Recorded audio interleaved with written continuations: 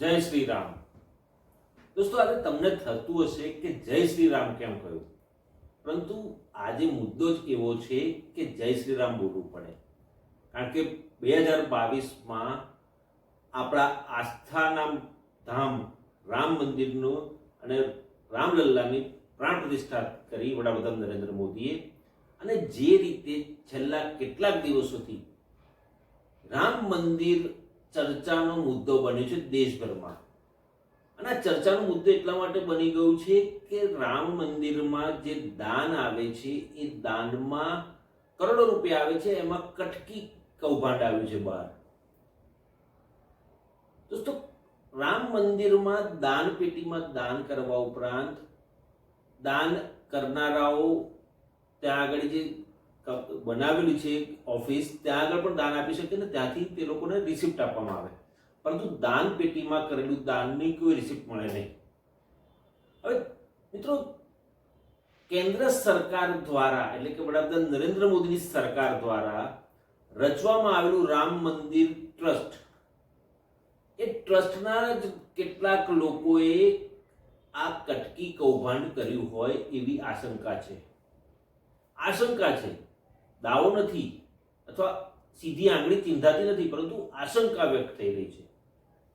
કારણ કે ટ્રસ્ટના ચેરમેન અને સાહેબના ખાસ કહેવાતા નૃપેન્દ્ર મિશ્રા છેલ્લા 2 દિવસથી મીડિયાને ઇન્ટરવ્યૂ આપી રહ્યા છે, મીડિયા બાઇટ આપી રહ્યા છે, ઇન્ટરવ્યૂ આપી રહ્યા છે અલગ અલગ ચેનલોને. અને એમાં ચોખ્ખો દાવો એવો થઈ રહ્યો છે કે ક્યાંક કંઈક ગોટાળો થયો છે અને ક્યાંક મોટું કૌભાંડ થયું છે.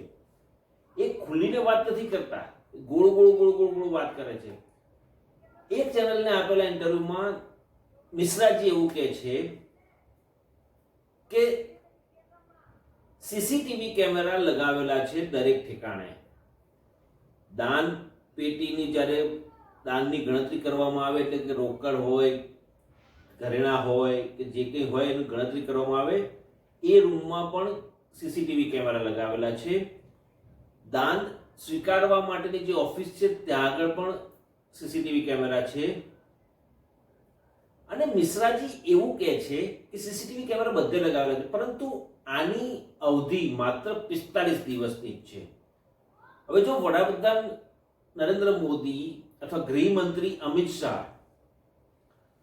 ના રાજમાં સીસીટીવી કેમેરાની અવધિ 45 દિવસ જ રાખવામાં આવી હોય રામ મંદિરમાં, એ કેટલું યોગ્ય કહેવાય? કારણ કે આટલું મોટું આપણું આસ્થાનું કેન્દ્ર, ભારત દેશના દરેક હિન્દુઓનું આસ્થાનું કેન્દ્ર ને આરાધ્ય દેવ રામજીનું ધામ, વર્ષોની પ્રતીક્ષા બાદ અયોધ્યામાં રામ મંદિરનું નિર્માણ થયું અને પ્રાણ પ્રતિષ્ઠા થઈને રામલલ્લા બિરાજમાન થયા.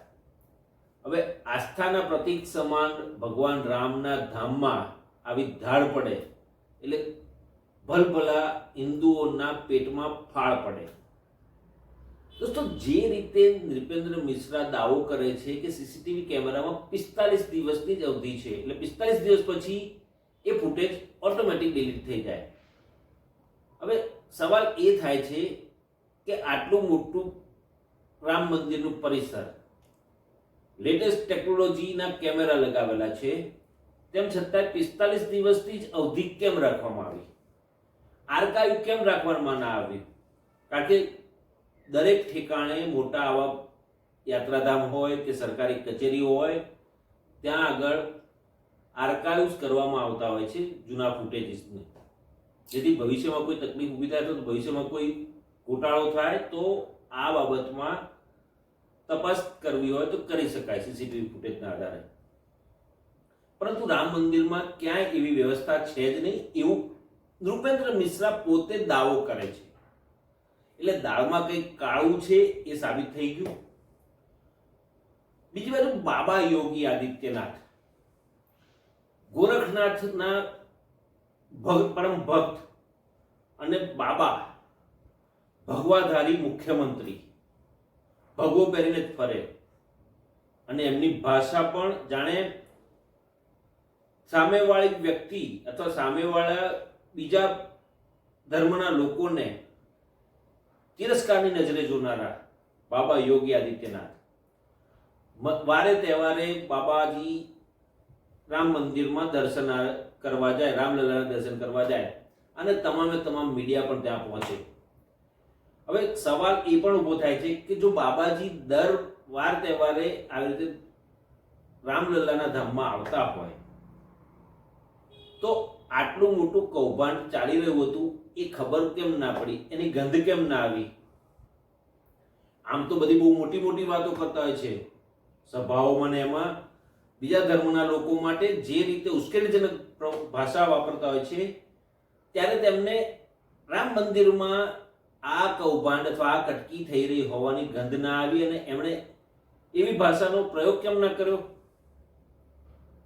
દોસ્તો, સવાલ આ એક મોટો છે કે જ્યારે વડાપ્રધાન નરેન્દ્ર મોદી ગુજરાતમાં મુખ્યમંત્રી બન્યા ત્યારે એવું કહેતા હતા ખાતો નથી, ખાવા દેતો નથી. કેન્દ્રમાં ગયા પછી પણ આ એમનું રટણ ચાલુ રહ્યું, પરંતુ અહીંયા આગળ સ્પષ્ટ દેખાય છે કે ખાતો નથી, ખાવા દેતો નથી એ વાક્ય કોરાણે મૂકી દીધું છે એમના ભક્તોએ ને એમના અંધભક્તોએ, અને એ લોકો કટકી કરી રહ્યા છે અને વડાપ્રધાન નરેન્દ્ર મોદી મૌન સેવીને બેસી ગયા છે.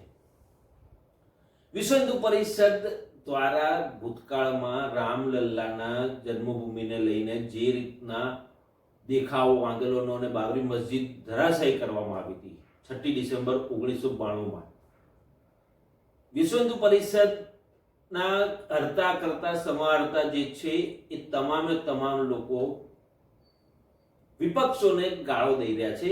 આ બાબતે વિપક્ષોને કહે છે કે પુરાવા હોય તો એસઆઈટી ને આપો. અરે ભાઈ, ટ્રસ્ટ પોતે જ કહે છે, દર્શક મિત્રો, ટ્રસ્ટ એવું કહે છે કે મહિને 16 કરોડ શ્રદ્ધાળુઓ મંદિરમાં દર્શન માટે આવે છે અને 84 કરોડનું દાન મળે છે. આ જે દાવો છે ટ્રસ્ટનો કે 16 કરોડ શ્રદ્ધાળુઓ આવે છે અને 84 કરોડનું દાન આવે છે.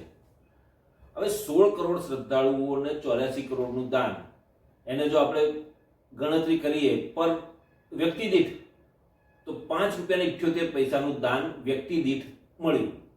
હવે આટલું મોટું ધામ હોય, 16 કરોડ શ્રદ્ધાળુઓ આવતા હોય, એવું તો નથી કે ₹5.78 જ કરે. આજના જમાના પ્રમાણે ઓછામાં ઓછું ₹100 દાન તો કરે છે. અને કરોડોપતિ, લાખોપતિઓ, અબજોપતિઓ દર્શન માટે જાય છે ત્યારે ત્યાં આગળ તો લાખો ને કરોડોનું દાન કરવામાં આવે છે. સોનાના ઘરેણા, સોનાના દાગીના, સોનાની બિસ્કીટ, ચાંદીના બિસ્કીટ એ દાન કરવામાં આવે છે. તો એની કિંમત જ લાખો કરોડોમાં થઈ, તો 84 કરોડનું દાન કેવી રીતે આવ્યું?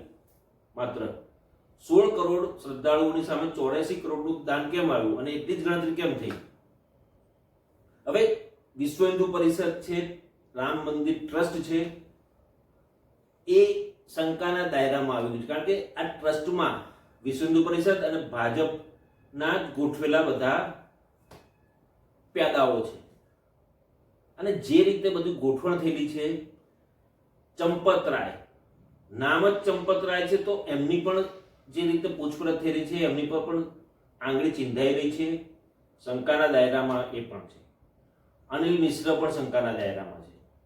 પરંતુ નવાઈની વાત એ છે દોસ્તો કે બાબાજી એટલે કે બાબા યોગી આદિત્યનાથની સરકારે એસઆઈટીની રચના કરી. આ રામના ધામમાં જે ધાડ પડી રહી છે અને દાનમાં કરોડોની કટકી થઈ રહી છે, એના માટે એસઆઈટીની રચના કરી.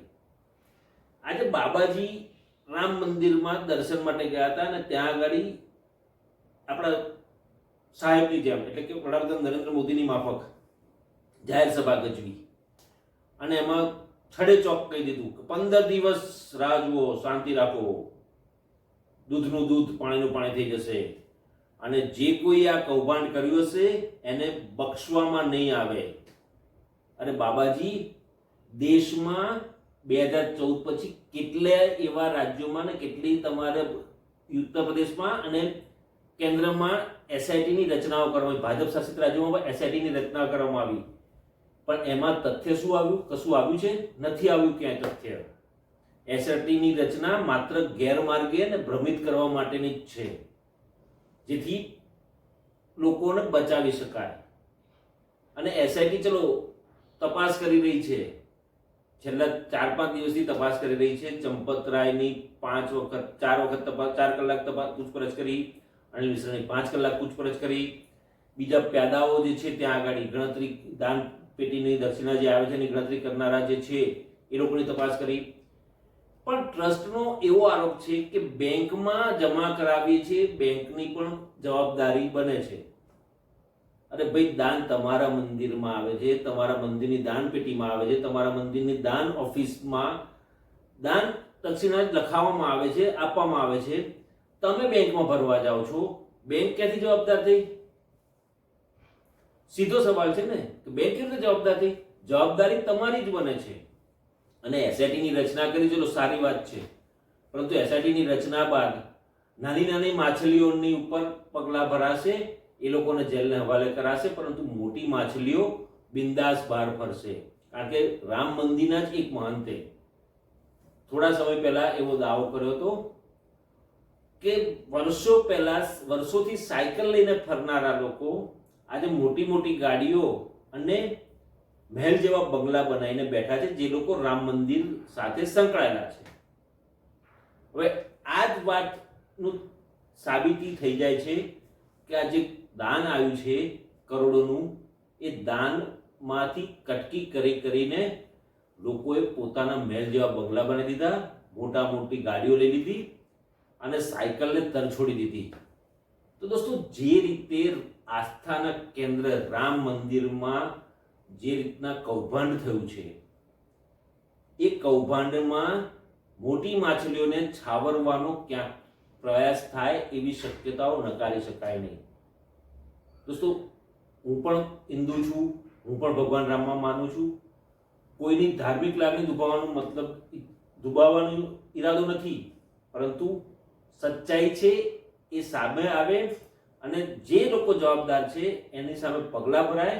એ ભલે મોટી માછલી હોય, પણ એની સામે પગલાં ભરાવા જોઈએ. નાની માછલીઓને દંડવામાં ના આવે, માત્ર એ જ લોકોની માગણી છે. અને વડાપ્રધાન નરેન્દ્ર મોદીને પણ હું પૂછવા માંગુ છું કે સાહેબ, આપે આટલો મોટો ધખારા કરીને, જે રીતે તામઝામ મોટું કરીને 2022માં રામ મંદિરમાં પ્રાણ પ્રતિષ્ઠા કરી હતી, તો આપની પણ નજર કેમ નથી પડતી? આપનું કાર્યાલય નજર રાખી રહ્યું છે, કરે છે, પરંતુ અત્યાર સુધી ખબર કેમ ન પડી? આપણે તો બધી જ બાબતની ગંધ આવી જાય છે. આપના કેન્દ્રીય ગૃહમંત્રી અમિત શાહ ની પણ બાજ નજર છે, એમને પણ ગંધ આવી જાય. તો આપની જુગલ જોડીને કેમ ગંધ ના આવી? શું આપના સાથે જોડાયેલા આપની નજીકના છે કોઈ, એ સંડોવાયેલા છે એટલે એને છાવરવા માટેનો આટલો ટાઈમ કાઢ્યો એવું લાગી રહ્યું છે. દોસ્તો, આજના વિડીયો સંદર્ભમાં રામ મંદિરમાં જે રામના ધામમાં ધાડ પાડવામાં આવી છે અને કટકી કરવામાં આવી છે, તો આ બાબતે આપનું શું મંતવ્ય છે એ મારી યુટ્યુબ ચેનલના કમેન્ટ બોક્સમાં અવશ્ય લખશો.